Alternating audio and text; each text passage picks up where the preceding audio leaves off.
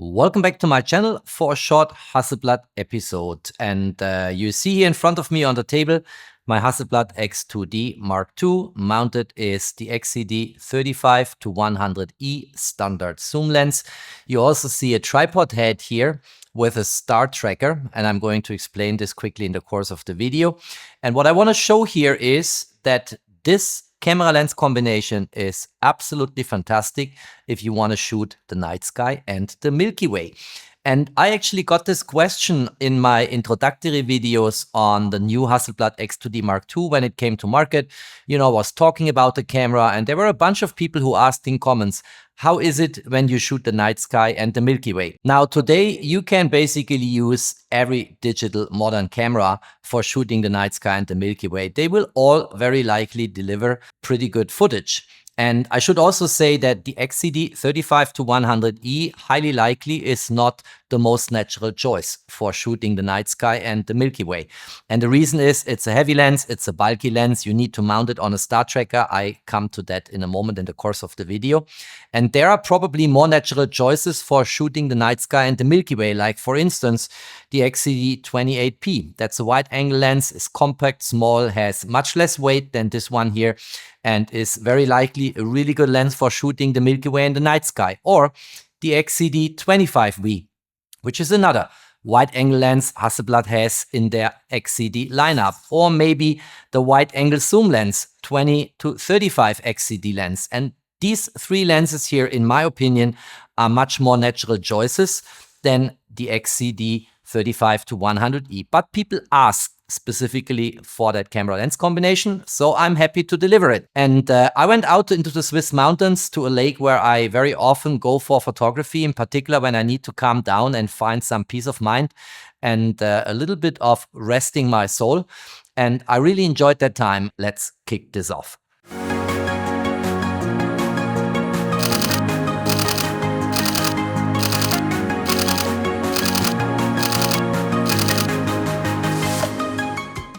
If you have not yet subscribed to my channel, please do so. Subscribe, hit the notification bell, support my work. Many thanks for that. All right, and before people ask too many questions, what happened to my Hasselblad X2D Mark II, let me quickly explain. From now on, my X2D Mark II is living in a cage. Look at that. And this cage basically has two features. It is functional and it is protective. And that's why I bought this cage. And don't worry, I will post a video in the next days about this cage, the functions, the features, and everything you very likely want to know. And this will stay from now on my Hasselblad X2D Mark II. And there is good news for all of you who have not upgraded to the Mark II.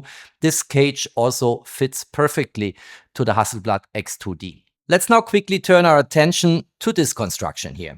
And we have here three components. We have two tripod heads and a star tracker. And the tripod head at the bottom is the one which goes into the tripod so that the camera can rest for long exposures, sturdy and secured. Then we have here a top tripod head. That's the one which will host the camera. So the camera will sit here on top of that tripod head. And in between, I've mounted the star tracker. And this is by far the smallest, most compact, most lightweight star tracker I've ever used for night sky photography. And I've shot a lot of these instruments in the last years. It even fits into a pouch, which comes shipped in the box. And what you need to do in order to get this up and running is you need to do a polar alignment of the star tracker. But before I explain you quickly how this works, let me share that this star tracker here, this super compact, lightweight, and pretty ingenious star tracker is from a company called Move Shoot Move, and is called the Nomad Star Tracker.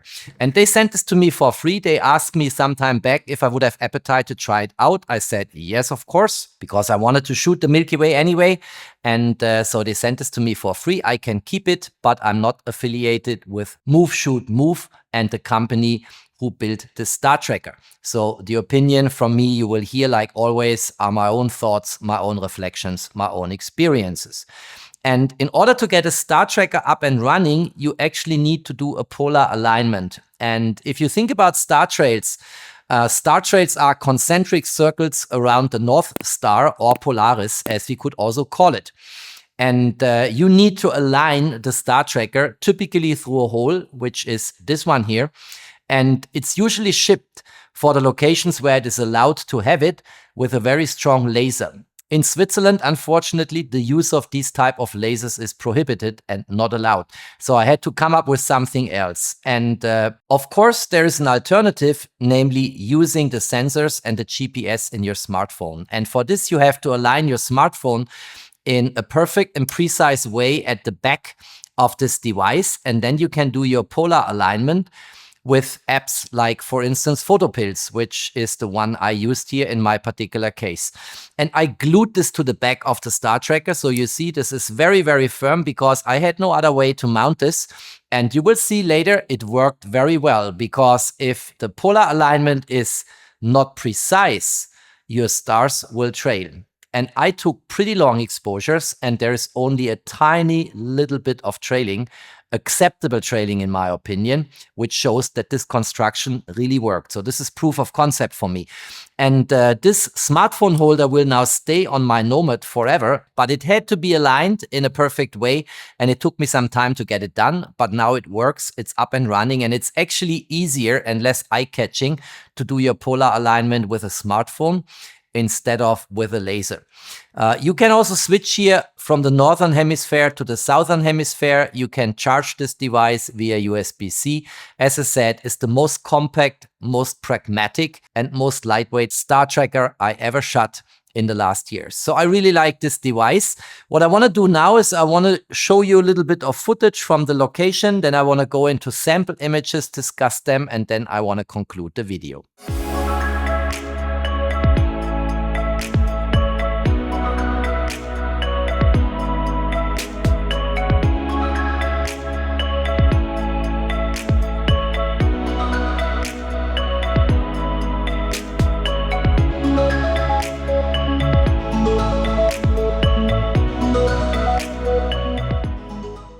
The evening at Lake Silsee was very, very beautiful. And I had some time because I had to wait for the galactic core of the Milky Way to appear over the mountains. And I was walking around, taking pictures.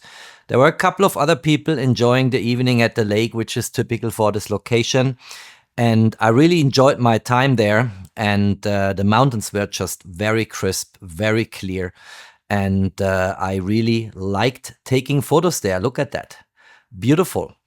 Switzerland is so beautiful, my friends, I can tell you. Here, one image I want to stop for a moment and quickly discuss. That was on that bridge over the lake. 1/5 seconds, so 0.2 seconds, long exposure, fully handheld at f8.0, ISO 800. And at 35mm. And you see here nicely the light trails from the cars. You see the details on the other side of the lake. Very beautiful. And now coming to the stars and the night sky. So this is a 2.1 second exposure. ISO 3200, blue hour in the evening. And if I crop in here by 100%, you see tiny little white dots, and that's already the stars I was waiting for. And of course, at 2.1 seconds, you don't see any trailing, and it looks pinpoint sharp. Next image, just to make an example, I used that foreground here with the bridge later for the final image I'm going to show you. And this is a 40-second exposure, very nice. But at 40 seconds, of course, you already see the stars heavily trailing. Look at that. And it was beautiful. And if you want to do star trails, that's what you should do. You just keep the camera sturdy on a tripod without a star tracker, and then you get these beautiful star trails I showed in that little clip before in the video here. And here's another image that's now 64 seconds. And you see it's still pinpoint sharp here, and you get even longer star trails here if you look at that. Very natural, right? And then I switched on the star tracker. And now you see here, this is a 128-second exposure at f8.0, ISO 800. And you see now here the galactic core of the Milky Way coming through. And it's absolutely amazing what the Nomad star tracker is delivering here. Let me crop in to 100% and look at that.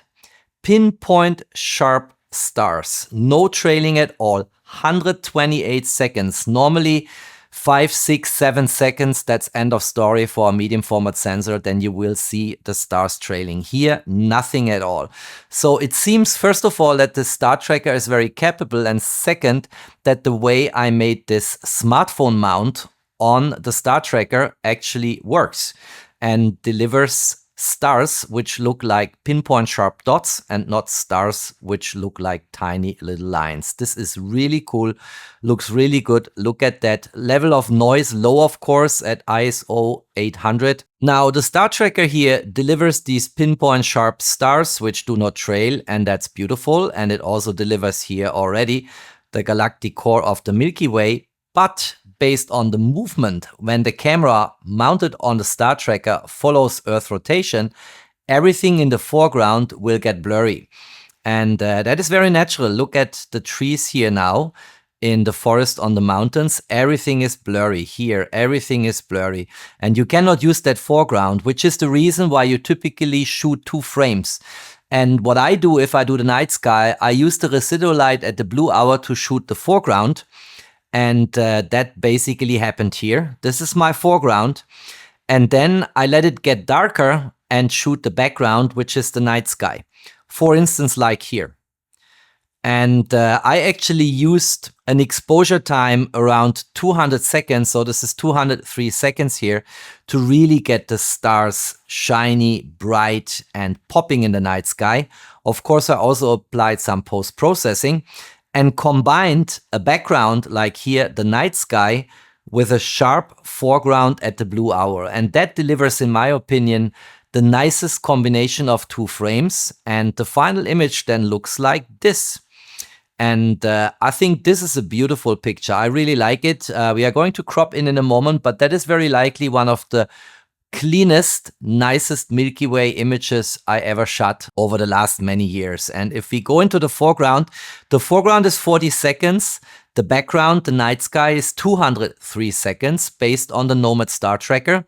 And since I composed the background and the foreground into one common frame in the metadata, you see it here in the upper left-hand side corner, it adopted the exposure time from the foreground, and that's 40 seconds. But the background, the night sky, is actually 203 seconds, like for instance here in that sample image, and was fully relying on the Nomad star tracker. And if we go into the foreground here and go in by 100%, look at the sharpness, the colors, the crispness you have here from these light trails over the bridge. This looks really, really good. And since I took the shot of the foreground at the blue hour, you have enough residual light to actually get all the details. I really like that. And then combining it with the night sky and now cropping in here by 100%, you see there is a tiny, tiny, tiny little bit of trailing here, but not much. And that's 203 seconds with the Nomad star tracker. We saw before that 128 seconds, we did not see any trailing at all. But of course, the longer you take exposures, the more challenge it is to prevent star trailing. And here it was completely clean. Here you actually see a little bit of star trailing, but not a lot. And for me, that is within my appetite. It is actually clean enough to use it as a Milky Way shot. And look at some of these bright stars here, how they come across with the 35-100E lens at an aperture of f8. And of course, with this fantastic sensor in the Hasselblad X2D II with a 3200 ISO value at 35mm. Just beautiful. And here at the galactic core, you see a lot of details here, and the stars look clean, not noisy, and they pop in the night sky. All right, that's all I wanted to say and show. I hope you liked my presentation and the video was helpful and useful for you, in particular to those who ask me, can I use this camera lens combination here to shoot the night sky and the Milky Way? The answer is yes, you can. And if you want to go for long exposures, get yourself a star tracker. Doesn't necessarily need to be this one, but I think the price tag on this one is highly acceptable. This is an affordable star tracker. The form and size factor is absolutely fantastic, and the way it delivered in terms of following Earth rotation and enabling long exposures also worked absolutely flawless. So with this equipment, you can shoot the Milky Way and the night sky And again, I'm repeating myself in various videos when I spoke about the XCD 35-100E lens. It's probably the most universal lens you can have in the Hasselblad X system because it delivers basically everything you need as a professional photographer. And with this video, at least I showed to you, it also delivers photos of the night sky and the Milky Way. If you liked that video, don't forget to drop me a thumbs up. Stay tuned on my channel, there's always more to come. Thanks for watching, stay safe and healthy, and of course, peace out.